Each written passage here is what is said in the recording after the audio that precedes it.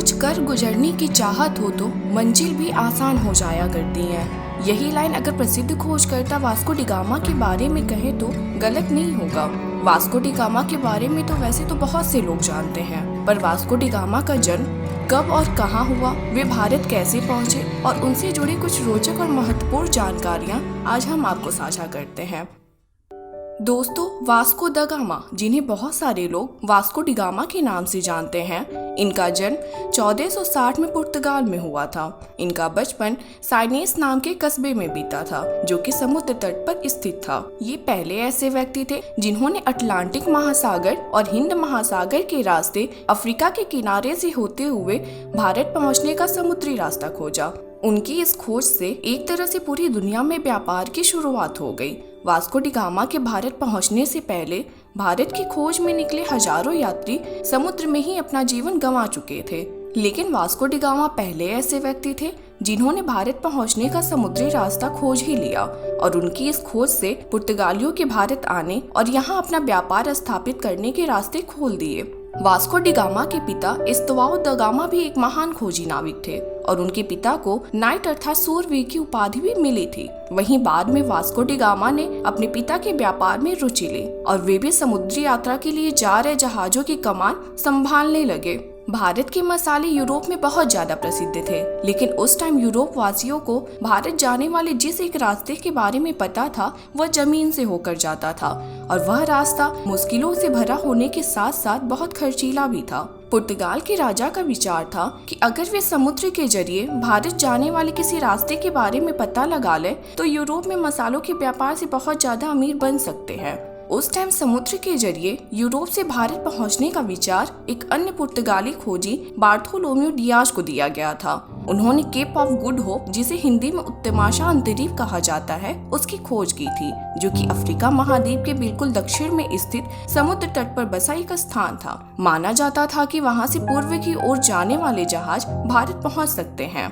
राजा द्वारा Vasco D gamma को कुछ जहाजों और आदमियों के साथ केप ऑफ गुड होप के रास्ते से भारत जाने वाले रास्ते को खोजने के लिए कहा गया। साथ ही उन्होंने यह भी कहा कि अगर व्यापार के नए मौके हाथ लगे तो उनके बारे में भी पता लगाएं। इसके बाद वास्को डी गामा 8 जुलाई 1497 को 4 समुद्री जहाजों और 170 साथियों के साथ पुर्तगाल के तट से रवाना हुए। पहले वे दक्षिण की तरफ केप ऑफ गुड होप की ओर गए और 22 नवंबर को वहां पहुंच गए। इसके बाद वो अफ्रीका के तट के साथ साथ उत्तर की ओर बढ़े और रास्ते में सभी व्यापारिक बंदरगाहों पर पड़ाव डालते गए, जिसके बाद 14 अप्रैल 1498 को मालिंदी बंदरगाह पहुंचने पर उन्हें वहां के एक स्थानीय नाविक से भारत की ओर जाने वाली दिशा के बारे में पता चला। वहीं हिंद महासागर में कई दिनों की यात्रा के बाद उनका जहाजी बेड़ा 20 मई 1498 को भारत के दक्षिण पश्चिम तट पर स्थित कालीकट पहुंचा, जहां पर वास्को डी गामा ने अपने भारत पहुंचने के प्रमाण के रूप में उसे स्थापित किया।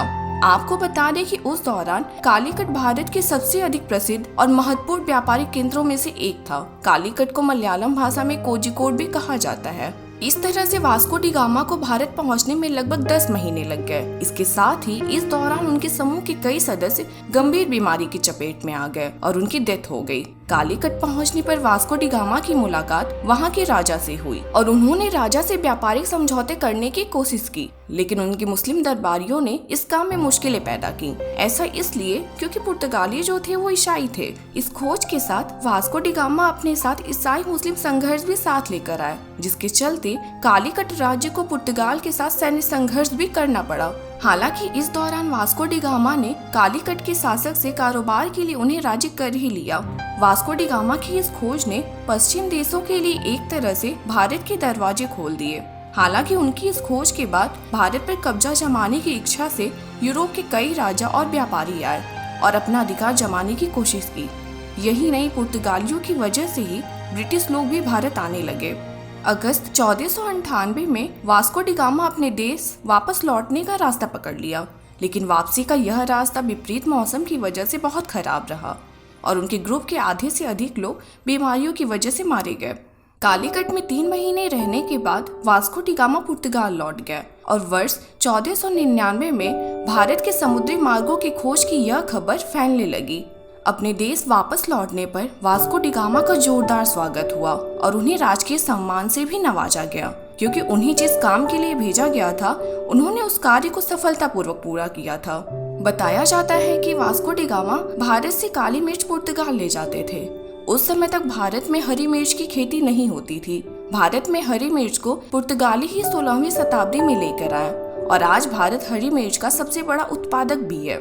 इसके बाद वास्को डी गामा को 2 बार और भारत जाने वाले समुद्री दल का लीडर बनाया गया। उनकी इन यात्राओं से पुर्तगालियों का भारत के साथ व्यापार और आगे बढ़ा और उनकी शक्ति भी बढ़ती गई। इसके बाद वास्को डी गामा अपनी तीसरी भारत यात्रा के दौरान मलेरिया रोग से पीड़ित हो गए, जिसके चलते 24 मई 1524 को उनकी मृत्यु हो गई। इसके बाद वास्को डी गामा की बॉडी को पुर्तगाल लाया गया।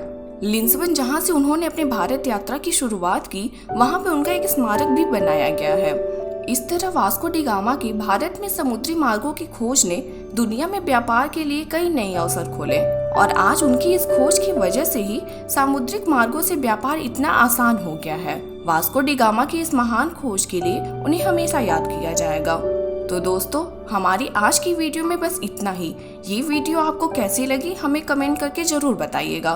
साथ ही इसी तरह के इंटरेस्टिंग वीडियोस को लगातार देखने के लिए कृपया चैनल को सब्सक्राइब करिए और बेल आइकन को दबाना न भूलिएगा। आपका बहुमूल्य समय देने के लिए बहुत बहुत धन्यवाद।